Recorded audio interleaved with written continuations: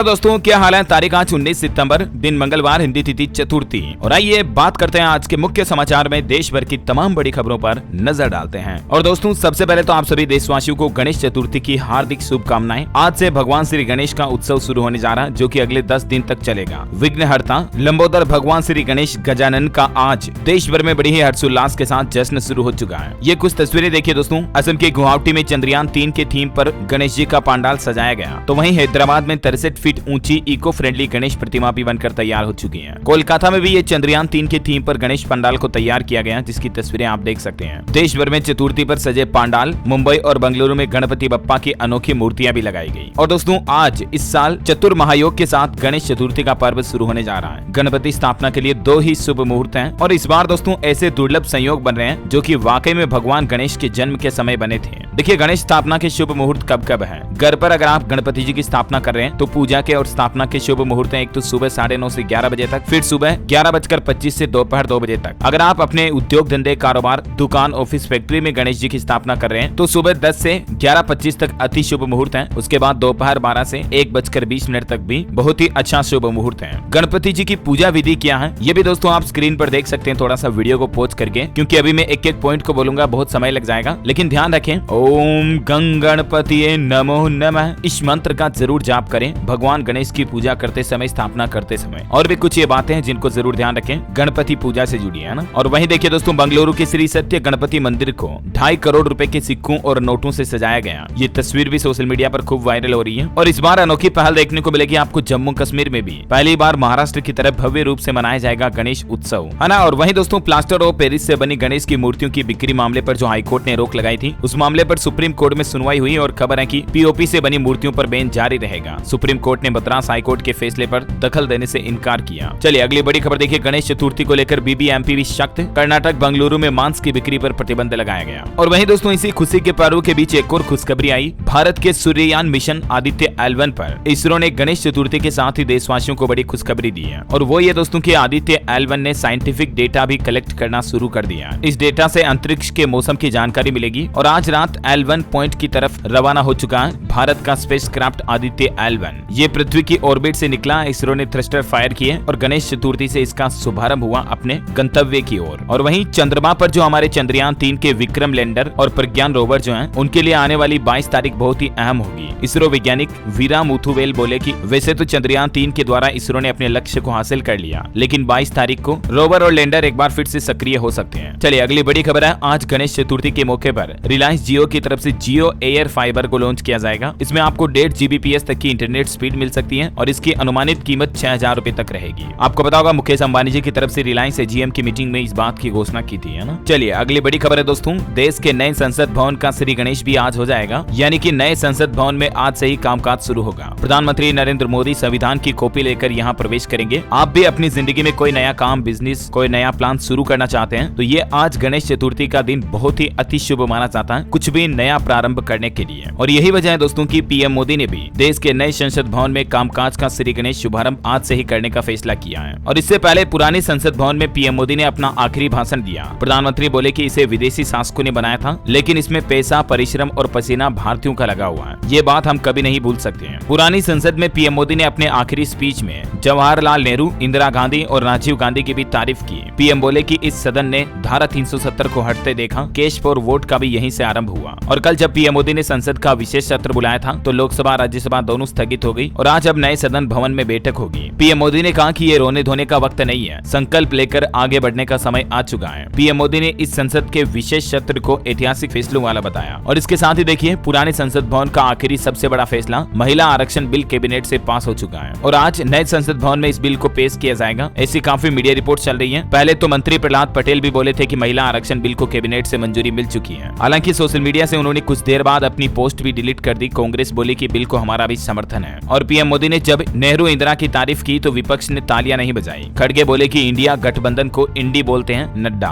तो ये कुछ पॉलिटिकल बातें चीजें चल रही है। चलिए फिलहाल देखिए आप अगली बड़ी खबर। भारतीय स्टेट बैंक SBI ने अपने ग्राहकों के लिए एक नई सर्विस शुरू की है। आज गणेश चतुर्थी के मौके से ही अब योनो ऐप के जरिए आप कर सकेंगे ये काम। दरअसल SBI ने NRI और NRO लोगों के लिए भी योनो ऐप के जरिए खाता खोलने की सुविधा शुरू कर दी है। NRI काफी लंबे समय से इसकी मांग कर रहे थे, तो आखिरकार इस चतुर्थी SBI ने ये तोहफा दिया। अगली बड़ी खबर है दोस्तों, किसान किसान क्रेडिट कार्ड धारकों को कर्ज मिलना अब और भी ज्यादा आसान होगा। देश की वित्त मंत्री निर्मला सीतारमण भी किसान भाई लोगों के लिए आज ऋण पोर्टल की शुरुआत करने जा रही है। कृषि मंत्री नरेंद्र सिंह तोमर के साथ मिलकर किसान पोर्टल लॉन्च किया जाएगा सरकार के द्वारा। आज इस पोर्टल के जरिए किसान भाई लोग केसीसी के द्वारा आसानी से लोन ले पाएंगे। अच्छा, बड़ी खबर है, भारतीय रिजर्व बैंक आरबीआई ने पुरानी पेंशन योजना को लेकर कहा कि ये योजना लागू करना वित्तीय तौर पर घातक हो सकता है और देश के सभी राज्य सरकारों को भी अलर्ट किया आरबीआई गवर्नर द्वारा। आरबीआई ने एक स्टडी जारी करते हुए कहा कि अगर सभी राज्यों में पुरानी पेंशन योजना लागू होती है ना, तो देश के राज्यों पर पेंशन भुगतान का बोझ 4.5 गुना तक बढ़ जाएगा और इसका असर भारत की अर्थव्यवस्था में साल 2040 तक दिखाई देगा, यानी भारत काफी पीछे रह जाएगा। फिर चलिए अगली बड़ी खबर है, राजधानी दिल्ली में ऑटो रिक्शा के लिए नया नियम जारी हो चुका है। अब सभी ऑटोज में जीपीएस ट्रैकिंग सिस्टम लगाना अनिवार्य होगा। ऐसा न करने पर कार्रवाई भी की जाएगी। दिल्ली सरकार की तरफ से यह आदेश जारी कर दिया है। वहीं दोस्तों, दिल्ली में इंटेलिजेंस ट्रांसपोर्ट सिस्टम लागू किया जाएगा। एआई बेस्ड कैमरे 24 घंटे करेंगे सड़कों की निगरानी भी। केंद्र सरकार की तरफ से इस संबंध में एक पायलट प्रोजेक्ट भी लॉन्च किया गया था साल 2021 में, तो उसको अब इम्प्लीमेंट किया जा रहा और विकसित देशों की तरह राजधानी दिल्ली में अब आपको एडवांस टेक्नोलॉजी सिस्टम देखने को मिलेगा, है ना। और बड़ी खबर है दोस्तों, जम्मू कश्मीर में अब तक की सबसे लंबी मुठभेड़ अभी भी चल रही है। पिछले 6 दिन से एनकाउंटर जारी है। 6 आतंकी मार गिराए, 2 की तलाश अभी भी जारी है, 5 हमारे जवान भी शहीद हो गए। बड़ी खबर है, केरल राज्य अब देश के उन 9 भारतीय राज्यों में से एक है जहां निपाह वायरस का खतरा बढ़ गया है। आईसीएमआर और डब्ल्यूएचओ के अध्ययन में एक बड़ा खुलासा हुआ दोस्तों। सिर्फ केरल में ही नहीं बल्कि देश में 9-10 ऐसे राज्य हैं जहां निपाह वायरस का खतरा मंडरा रहा है। केरल तो उनमें से एक है। हालांकि एक राहत की बात है, पिछले 2 दिन से केरल में निपाह का कोई नया केस नहीं आया, लेकिन 1233 लोगों पर स्वास्थ्य विभाग लगातार निगरानी बनाए हुए है, जिसमें से 350 लोग अति जोखिम वाली श्रेणी में हैं, जिनकी जांच चल रही है। अच्छा, मार्केट से बड़ी खबर देखिए, फॉक्सकॉन कंपनी भारत में दोगुनी नौकरी देगी, निवेश और बिजनेस भी बढ़ाएगी। कंपनी का कहना है कि अगले साल जन्मदिन पर पीएम मोदी को ये बड़ा गिफ्ट देंगे। अच्छा, बड़ी खबर आ रही है, टाटा कंपनी 1 अक्टूबर से अपने कॉमर्शियल व्हीकल्स को महंगा कर देगी। 3% तक रेटें बढ़ा दी जाएगी। इसी साल टाटा की तरफ से चौथी बार गाड़ियों के दाम बढ़ाए जा रहे हैं। कंपनी का कहना है कि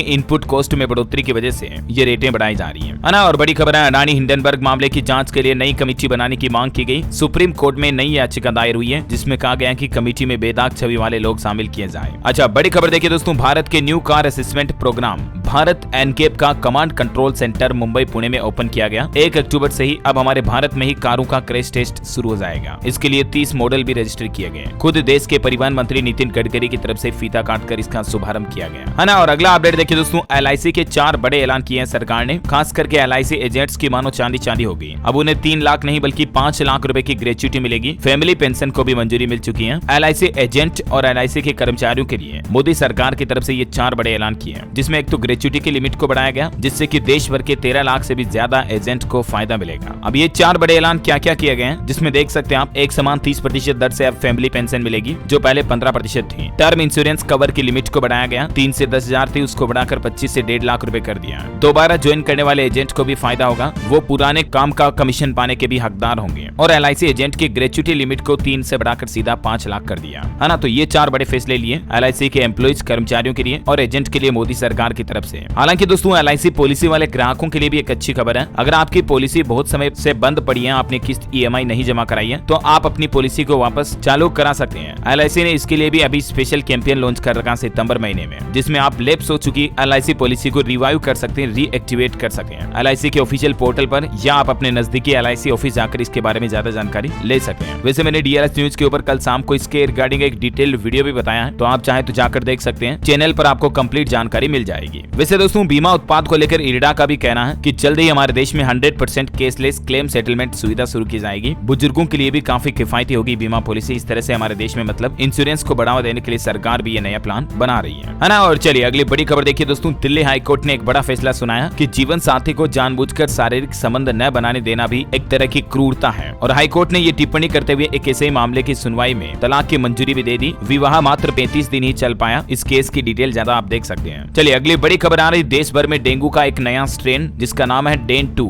ये फैल रहा, सावधान हो जाइएगा। ये स्ट्रेन सामान्य डेंगू से ज्यादा खतरनाक है। हरियाणा के गुरुग्राम में 50% से ज्यादा मरीजों में ये नया स्ट्रेन पाया गया। अच्छा, अगली बड़ी खबर है, भारत के लिए दोहरी खुशी। कल तो आपको पता होगा पश्चिम बंगाल का शांति निकेतन यूनेस्को की लिस्ट में शामिल हुआ था, और आज खबर है दोस्तों, होयसला मंदिर जो कि कर्नाटक में, इसको भी यूनेस्को की विश्व धरोहर सूची में शामिल कर लिया गया है। ये वाकई में पूरे भारत के लिए बड़े गर्व की बात है। शांति निकेतन की स्थापना रविंद्रनाथ टैगोर जी के पिता ने की थी, और यही यहीं बनी विश्व भारती यूनिवर्सिटी भी, मैंने आपको बताया था ना। अच्छा, अगली बड़ी खबर देखिए, भारत मिडिल ईस्ट कॉरिडोर को काउंटर करने की तैयारी में है तुर्की। इराक, कतर और यूएई के साथ बनाएगा दूसरा ट्रेड रूट, 14 लाख करोड़ रुपए खर्च किए जाएंगे। बड़ी खबर है, सुप्रीम कोर्ट ने आदेश जारी करते हुए कहा कि न्यूज चैनल्स का सेल्फ रेगुलेटरी सिस्टम बनाया जाए। एनबीडीए को नई गाइडलाइन बनाने के लिए मात्र 4 सप्ताह का समय दिया सुप्रीम कोर्ट ने। एनबीडीए का मतलब है news broadcasters and digital association की तरफ से ये नई गाइडलाइंस बनाई जाएगी और सुप्रीम कोर्ट में जवाब दाखिल किया जाएगा, है ना। और अगली बड़ी खबर है, सरकार ने कंपनियों को बड़ी राहत दी है। आईटीआर रिटर्न भरने, ऑडिट रिपोर्ट जमा कराने की समय सीमा को बढ़ा दिया है और इसके लिए टाइम लिमिट को 1 महीना बढ़ाकर 30 नवंबर कर दिया है ना। और दोस्तों, खबरों में आगे बढ़ेंगे, अभी तो अपन कुछ और महत्वपूर्ण और काम की खबरें देखेंगे, लेकिन इससे पहले आज के मौसम समाचार पर नजर डाल लेते हैं। और एक छोटी सी रिक्वेस्ट आपसे ये है दोस्तों कि अगर आपने डीएलएस न्यूज चैनल को अभी तक भी सब्सक्राइब नहीं कर रखा ना, तो फटाफट से सब्सक्राइब करके बेल आइकन दबा दो और इस वीडियो पर एक प्यार भरा लाइक भी कर देना, ताकि आप और मैं, आपका डीएलएस भाई, एक साथ जुड़े रहेंगे, रोजाना एक दूसरे के साथ काम की खबरें शेयर कर पाएंगे, है ना। चलिए दोस्तों, मैं आपका टाइम वेस्ट बिल्कुल भी ना करते हुए सीधे ले चलता हूँ वेदर न्यूज अपडेट में। मौसम समाचार में देखिए, देश के कई राज्यों में भारी बारिश और बिजली गिरने की चेतावनी जारी कर रखी है मौसम विभाग ने। गुजरात, राजस्थान, हिमाचल, उत्तराखंड समेत कई राज्यों में बादल बरसेंगे अगले 24 घंटों के दौरान। देखिए कुछ राज्यों के हालात। गुजरात में भारी बारिश के कारण उफान पर आई नर्मदा नदी, 12,000 लोगों को सुरक्षित स्थान पर स्थानांतरित किया गया। राजस्थान और गुजरात में तो स्पेशल ऑरेंज अलर्ट है। मध्य प्रदेश में 24 सितंबर के बाद फिर से भारी बारिश की चेतावनी। अब मानसून 12 दिन ही बचे, उसके बाद मानसून विदा ले लेगा। एमपी की बारिश के चलते ही गुजरात में बाढ़ का कहर बढ़ रहा है। 5 जिलों के करीब 12,000 लोगों को सुरक्षित स्थानों पर भेजा गया। अगले 2 दिन के लिए रेड अलर्ट है। पंजाब के 5 जिलों में बारिश का अलर्ट। बरनाला, संगरूर व मानसा में नहीं बरसेंगे बादल। हिमाचल प्रदेश में सीजन का पहला स्नोफॉल यानी कि बर्फबारी भी देखी गई। हिमाचल के बारालाचा में यह हल्की बर्फबारी हुई। हरियाणा में आज भारी बारिश की चेतावनी। 6 जिलों में येलो अलर्ट, 40 किलोमीटर की रफ्तार से हवाएं भी चलेंगी। और राजस्थान में आज का मानसून अपडेट देखिए आप, 7 जिलों में भारी बारिश का अलर्ट है। कुछ ट्रेनें भी प्रभावित हुई।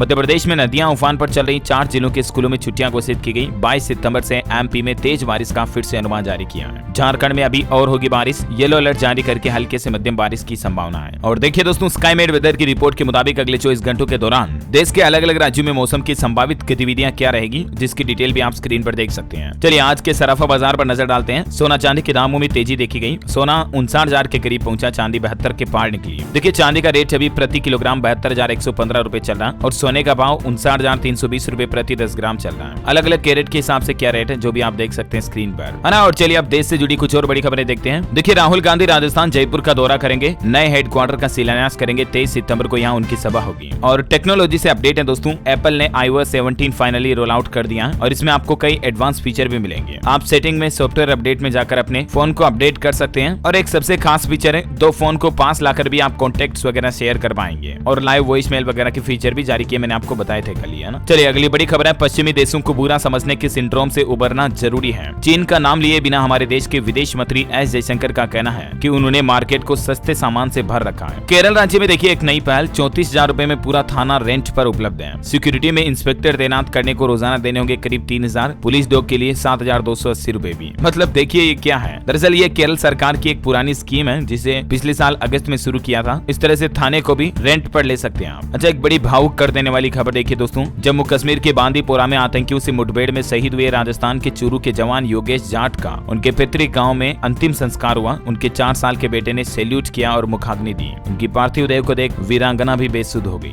10 किलोमीटर लंबी तिरंगा यात्रा भी निकाली गई। वाकई में दिल से सैल्यूट हमारे देश के वीर सपूत जवानों को। ऐसी खबरें देखता हूँ दोस्तों तो दिल बहुत भावुक हो जाता है। ईश्वर इस मुश्किल घड़ी में इनके परिवार को हौसला दे, हिम्मत दे, हमारी यही प्रार्थना है। और अगली बड़ी खबर देखिए दोस्तों, भारत के राजस्थान से पाकिस्तान गई अंजू अब वापस भारत लौटने की तैयारी कर रही है। अंजू का पाकिस्तानी पति नसरुल्लाह बोला कि अंजू अभी मानसिक रूप से परेशान है, जिसने नाम बदलकर फातिमा रख लिया, उसके लिए कहा है। नसरुल्लाह ने यह भी बताया कि अंजू अगले महीने भारत लौट सकती है। चलिए अगली बड़ी खबर है, छत्तीसगढ़ राज्य में मुख्यमंत्री भूपेश बघेल ने 450 करोड़ की सौगात दी। बोले बीजापुर में डर का माहौल अब खत्म होगा। विकास कार्यों का लोकार्पण और भूमि पूजन भी किया और सैकड़ों करोड़ रुपए की नई परियोजनाओं की शुरुआत हुई है। अच्छा खबर है, राजस्थान ललित कला अकादमी ने की स्टेट अवार्ड की घोषणा। प्रदर्शनी के लिए देश भर से 164 कलाकारों की 78 कलाकृतियों का चयन हुआ। 10 को अवार्ड दिया जाएगा। बड़ी खबर देखिए, उत्तर प्रदेश के मुख्यमंत्री योगी आदित्यनाथ ने गोरखपुर का दौरा किया और वो बोले व्यापारियों से उन्होंने कहा कि यूपी में इन्वेस्ट करें, सरकार आपके साथ है। पहले हर दूसरे तीसरे दिन दंगा होता था, भ्रष्टाचार खत्म करने के लिए सब कुछ ऑनलाइन किया जा चुका है यूपी में। सीएम योगी ने अपराधियों माफियाओं को भी चेतावनी जारी करते हुए कहा कि अगर कोई गलती की, छेड़खानी की तो अगले चौराहे पर यमराज इंतजार करते हुए मिलेंगे। सीएम योगी बोले विकास में बैरियर बनने वालों को बेनकाब किया जा रहा है। और मुख्यमंत्री योगी आदित्यनाथ ने गोरखपुर पर कई नई योजनाओं की सौगात भी दी। 76 परियोजनाओं का लोकार्पण और शिलान्यास किया, जिनकी कुछ डिटेल्स भी आप देख सकते हैं। और देखिए वाराणसी वाराणसी में अटल स्कूल में मुख्यमंत्री कुछ देर के लिए मां साहब बने, मतलब मास्टर साहब बने। खुद उन्होंने टीचर का रोल निभाया। 15 मिनट तक बच्चों की क्लास ली।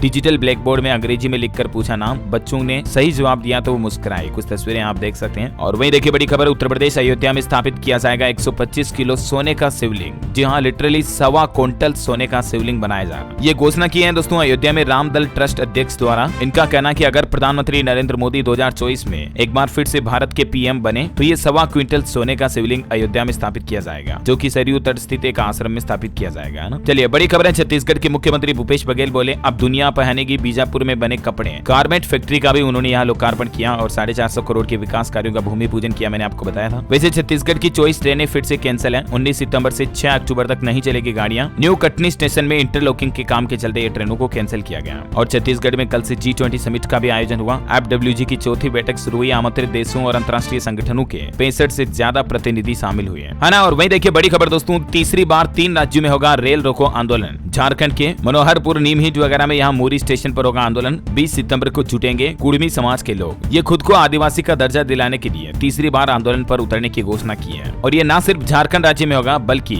झारखंड के साथ साथ पश्चिम बंगाल और उड़ीसा में 3 राज्यों में ये कुड़मी समाज के लोग 20 तारीख को रेलों पर आंदोलन करेंगे, ट्रेनें रोकेंगे, है ना। और वह देखिए बड़ी खबर दोस्तों, झारखंड के कोडरमा थर्मल पावर प्लांट में सोलर से विद्युत उत्पादन शुरू हो चुका है। 10 मेगावाट बिजली का उत्पादन होगा 2 महीने के अंदर अंदर, जिसका वितरण व्यावसायिक गतिविधियों के लिए किया जाएगा। और देखिए दोस्तों, एक बड़ी चिंताजनक रिपोर्ट सामने आ रही है। दुनिया भर में 15 करोड़ से भी ज्यादा बच्चे कुपोषण के शिकार हैं। सामान्य शारीरिक विकास के लिए भी उन्हें पर्याप्त कैलोरी नहीं मिल पा रही है। देखिए मतलब अभी भी दुनिया के कई देशों में कितने गरीबी के गंभीर हालात चल रहे हैं। अगर आपको 2 टाइम का अच्छा खाना मिल रहा है तो यूं समझिए आप बहुत खुश नसीब हैं। जिंदगी से कोई फालतू की शिकायतें मत रखा करो। चलिए अगली बड़ी खबर है, मध्य प्रदेश के सरकारी स्कूलों में पढ़ने वाले बच्चों को मेडिकल में मिलेगा 5% आरक्षण। MP जबलपुर में मुख्यमंत्री शिवराज सिंह चौहान की तरफ से यह बड़ी घोषणा की गई है ना। और वहीं देखिए दोस्तों, वैज्ञानिकों की एक अनोखी खोज, अब गाय के गोबर से उड़ेगा रॉकेट। इस देश की कंपनी ने कमाल कर दिखाया। दरअसल एक जापानी रसायन निर्माता कंपनी ने गाय के अपशिष्ट से तरल बायोमीथेन का उत्पादन करने की योजना बनाई है, जिससे रॉकेट के ईंधन के रूप में भी उपयोग किया जाएगा। और इसके बाद गोबर के निपटान से लेकर परेशानी झेलने वाले डेयरी किसानों को सबसे ज्यादा राहत मिलेगी। उन्हें उल्टा कमाई का मौका भी मिलेगा गाय के गोबर से, है ना। अच्छा अगली बड़ी खबर देखिए, अब भारत में बनेंगे सस्ते स्मार्टफोन। ट्राई की तरफ से ये नई पहल शुरू की गई। देखिए ट्राई ने प्लान बनाया आर्टिफिशियल इंटेलिजेंस और मशीन लर्निंग समेत 5G सर्विस की शुरुआत डिजिटल विभाजन को बढ़ा सकती है। और इस पर देश भर के लोगों से ट्राई ने सुझाव भी मांगे हैं। आप भी 31 अक्टूबर तक ट्राई के पोर्टल पर इससे जुड़े कोई विचार साझा कर सकते हैं, है ना। और बड़ी खबर देखिए, भारत में 40 C295 विमानों का उत्पादन गेम चेंजर साबित होगा। इस प्रोजेक्ट से देश में बनेगा एरोस्पेस इकोसिस्टम भी। अच्छा टेक्नोलॉजी से एक और खबर आ रही है दोस्तों, अब आपके फोन में पड़ी फालतू ऐप ऑटोमेटिक डिलीट हो जाएगी। दरअसल गूगल की तरफ से ऑटो आर्चिव फीचर जारी किया है, जिससे कि लोगों को स्टोरेज से लेकर कोई परेशानी नहीं होगी, क्योंकि बेकार पड़ी एप्स जिन्हें कई दिनों से आपने नहीं खोला वो ऑटो आर्चिव हो जाएगी। और भूकंप पर बड़ी खबर है दोस्तों, ताइवान के पूर्वोत्तर में 6.3 तीव्रता का भूकंप आया। राहत की बात है कि किसी भी तरह के जानमाल के नुकसान की खबर नहीं है। इटली के फ्लोरेंस में भी लगभग 5 तीव्रता का भूकंप आया, लेकिन फिलहाल किसी के नुकसान की खबर नहीं है ना। और निवेशकों के लिए अपडेट है, इस सप्ताह दोस्तों 3 कंपनियों के IPO ओपन होंगे। सिग्नेचर ग्लोबल, साई सिल्क्स और वैभव जेम्स, जो कि एक ज्वेलरी कंपनी है। ये IPO की तारीखें वगैरह की जानकारी भी आप देख सकते हैं। डिटेल जानकारी मैंने आपको कल ही DLS न्यूज के ऊपर बताई थी। अगर आप एक चीज क्लियर समझना चाहते हैं तो हमारे चैनल के ऊपर जाकर देख सकते हैं, ठीक है ना। अच्छा इनकम टैक्स पर आंकड़ा देखिए, सरकार ने 8.65 लाख करोड़ का डायरेक्ट टैक्स वसूला, जो कि पिछले साल के मुकाबले 24% ज्यादा रहा। एडवांस टैक्स कलेक्शन में भी 21% की बढ़ोतरी हुई। और वही देखिए दोस्तों, मार्केट से एक और बड़ा अपडेट आ रहा है। वोडाफोन आइडिया ने कंपनी के बिकने की खबर को गलत बताया, जो कल से ही सोशल मीडिया पर यह खबर फैलाई जा रही थी। ये कोई मात्र अफवाह है। कंपनी का कहना है कि वेरिजोन, अमेजोन और स्टारलिंक किसी के साथ कोई बातचीत अभी नहीं हुई है। हालांकि इस खबर के सामने आने के मात्र के बाद 6% से ज्यादा VI के स्टॉक में गिरावट देखी गई। अच्छा बड़ी खबर है, झारखंड के मुख्यमंत्री हेमंत सोरेन को सुप्रीम कोर्ट से नहीं मिली राहत। ED के समन के खिलाफ सुप्रीम कोर्ट में मुख्यमंत्री ने अपील भी की थी। खबर है, उत्तराखंड के मसूरी में रोपवे निर्माण का रास्ता हुआ साफ। इसी साल दिसंबर महीने से शुरू होगा निर्माण कार्य। पर्यटक 15 मिनट में पहुंच पाएंगे मसूरी तक, है ना। और बड़ी खबर देखिए, IIT का देश की तरक्की में बड़ा योगदान। होनहार वैज्ञानिकों के साथ दिए 3000 करोड़ के नए स्टार्टअप्स यूपी में। खबर है, नोएडा में 2 दिन के लिए स्कूल वगैरह बंद रहेंगे। और ये रहेंगे दोस्तों 21-22 सितंबर को 2 दिन। उत्तर प्रदेश के गौतम बुद्ध नगर जिले में यानी नोएडा में 2 दिन स्कूलों को बंद रखने का फैसला किया। ये कदम जिले में होने वाली MotoGP और यूपी इंटरनेशनल ट्रेड शो को लेकर उठाया गया है। और अंत में आज के राशिफल पर नजर डालते हैं। देखिए वृश्चिक राशि के लोगों को रुका हुआ पैसा मिलेगा। मीन राशि वालों को प्रमोशन मिलने के योग बन रहे हैं। वहीं कर्क राशि के लोगों का जीवन पहले से बेहतर होगा। और कुंभ राशि के लोगों के लिए सलाह है, लेन देन करते समय सतर्क रहें। और अगेन आप सभी देशवासियों को